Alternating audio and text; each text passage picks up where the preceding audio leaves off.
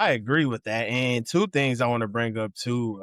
First off, trying to install fear within your child is just a lot of work.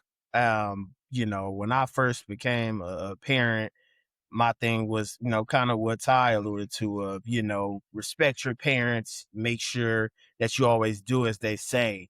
And, as my child got older and began to communicate a little more efficiently and do certain things, I, was always like, my child must, respect everything and make sure that I install fear within them. And that actually was driving my child away. In which there were times, I'll be honest, where my child would say they were scared of me or they didn't feel the love, and I felt, like a crappy person, crappy, dad, I have to be better.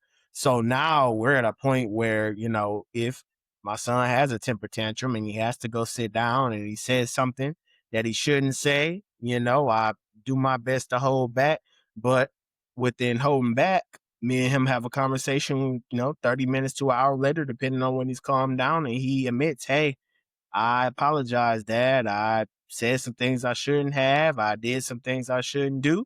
I apologize and I love you. And I say, yes, let's make sure that doesn't happen again. And we hug it out.